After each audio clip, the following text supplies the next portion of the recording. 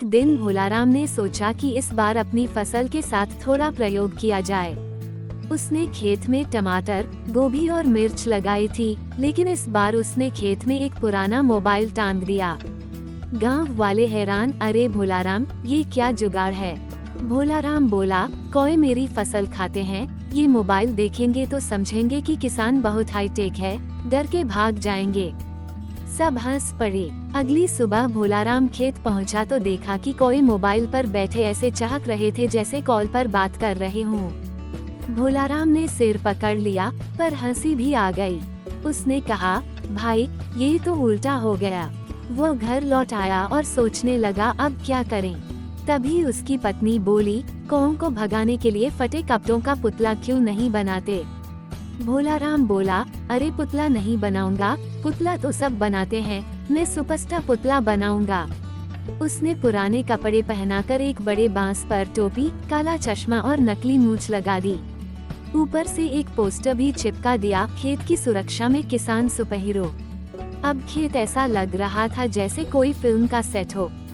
गांव वाले फिर इकट्ठा हो गए। किसी ने कहा, लगता है भोलाराम का पुतला चुनाव लड़ेगा। किसी ने कहा, इसका तो ऑटोग्राफ लेना पड़ेगा। इस बार कोई सचमुच दूर रहने लगे। भोलाराम खुशी से फूला नहीं समा रहा था।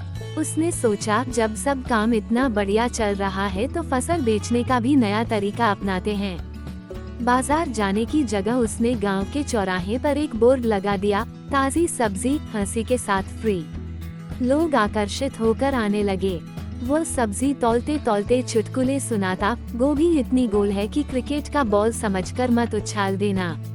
एक बूढ़ी अम्मा आई, बोली, बेटा, छूट तो लगेगी ना? भोलाराम मुस्कुराया, अम्मा, आपकी हंसी सबसे बड़ी छूट है। अम्मा खिलखिलाकर हंस पड़ी और आधा गांव भी। देखते ही देखते उसकी सारी सब्जियां बिक गईं। लोग बोले, भोलाराम, तेरी सब्जी में स्वाद ही नहीं, मजा भी है। शाम को भोलाराम घर लौटा। पत्नी ने पूछा, तो कैसा रहा आज का दिन?